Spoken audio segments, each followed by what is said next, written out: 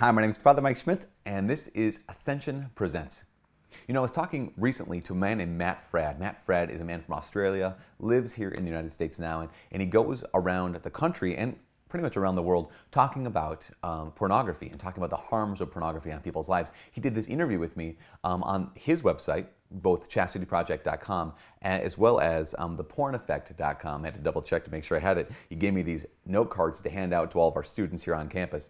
Kick porn in the face, it says. He asked me about the reality that I work on a college campus, and he said, do you notice that on college campuses that there's more of a problem with pornography than other places?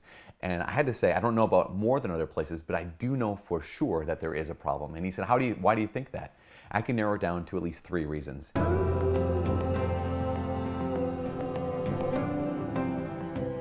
3 reasons why when college students come to a college campus, if they're struggling at all with pornography, it becomes even more of a battle. The first thing is this, because they have basically no restrictions. When you're at home, at least you might have like your parents who know where your computer is. They might have a family computer. At least you have this, the privacy of your room might not be all that private for mom and dad. But you get onto a college campus and there's essentially no restrictions. Whether or not it's in your dorm room or in your apartment room or wherever, you can be completely anonymous. The second thing is that there's an abundance of free time. I don't know if you remember your time at college, if you went to college, but looking back, I'm sure now, if you're in the working world and you're kind of doing your thing, you're like, at the time I thought I had no free time, but I realize now I had nothing but free time. Yes, I had to go to class, I had to write some papers and study and stuff like this, and maybe you're a really diligent and really busy student, but you also realize that your free time was there, A, and B, it was all for you. And I think that kind of thing is, the saying is that idle hands are the devil's playground. That sense of, what else am I gonna do? Well, I have this lack of restriction, I have this unbridled free time, and it's all about me. And then thirdly, is when so many students show up to on a college campus, is that they really recognize that they're alone. I mean, there's an isolation that happens, yes, in our everyday world, and maybe when you graduate and you get into the working world, there's an isolation there.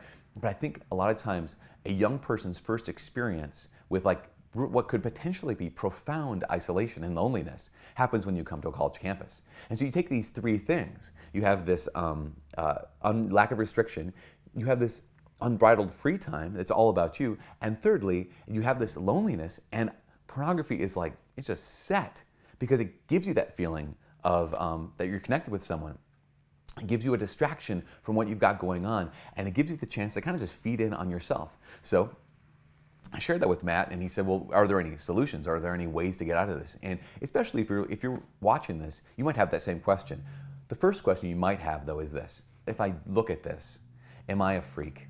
If my husband is looking at this, my wife is looking at this, are they a freak? The answer is no. The answer is that there's something that's going on in this world of pornography. In some way, what it tries to do is it tries to kind of connect us with what we're made to be. We're made to be people who give ourselves in love to other people. And yet, of course, it's just a shallow form. It's just a false, actually, it's a lie. And it's a lie that uses other people. But it does not mean that you are irreparably broken. It does not mean you're a freak. I know there's some people I talk to and they say their struggle with pornography makes them a freak. It doesn't. It just makes you a human being who's in need of God's grace. So what can you do though? How can you get out of this? I know so many people who I've been trying, whether you're a young adult, whether you're an old adult, it can be the same thing. So if the first issue is a lack of restriction, I think one of the best things a person can do is they can invite restriction. What I mean is you can invite accountability. Now, there are various filtering softwares on people's computers and tablets and whatnot, but I recommend a thing called Covenant Eyes. It can be found at covenanteyes.com. And what it is, it's not just filtering software. What it is it's also accountability software. Basically, the idea is wherever you go online, you assign a person to get an email every day, every 3 days, every week, whatever it is. And when they get that email, it's scheduled to come in their inbox, it will show them where you've been in the last 1, 3, or 7 days. And then whenever I tell that to college students or to high school students, they're like, what? Are you kidding me? That's what happens? I'm like, yes. But here's the deal. If I realize that I'm struggling to such a degree and I have no accountability, I have no restriction, then I might need this. And I would say that every person who has a computer And every person that might even slightly, sometimes, occasionally struggle, they should just put it on their computer. And if you are a parent of a child, it is the best thing. Because again, it's not necessarily simply filtering software, because that can be, you can get around those kinds of things. This is an accountability software where you're bringing someone in. That's the great thing about accountability groups, is that you can bring someone in. But the bad thing about accountability groups is you have to choose to bring someone else in.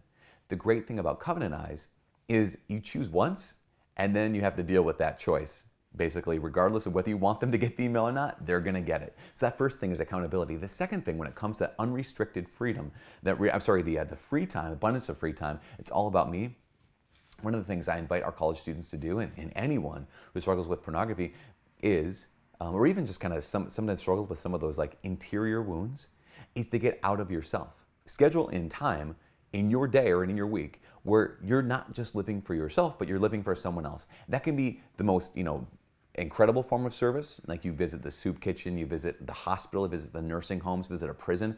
It can also just be really, really simple forms of service. Like, this is the day that I do the dishes of all the guys I live with in my apartment. Or this is the day that I'm going to schedule in time to have a conversation with my grandma on the phone because I haven't talked to her in a while.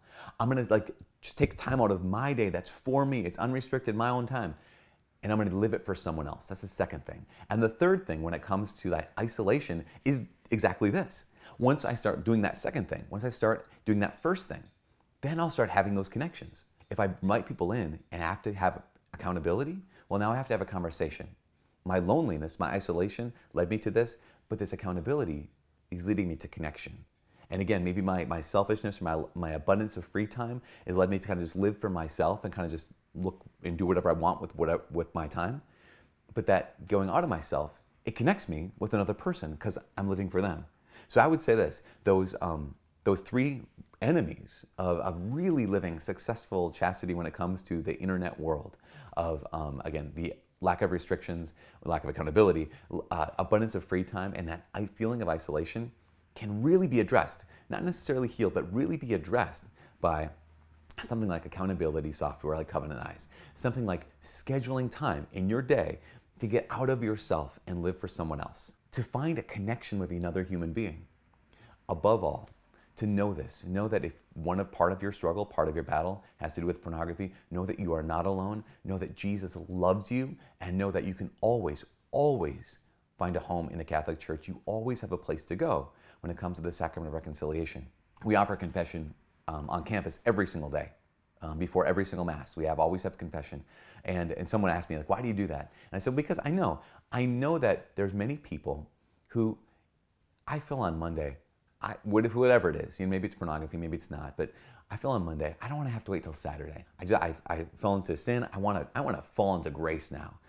And if that's you right now, if you're watching this and you're like, yeah, I've fallen into sin, don't hesitate. Like, why wait? Why not take this moment right now to check out the confession schedule in your area and fall into grace?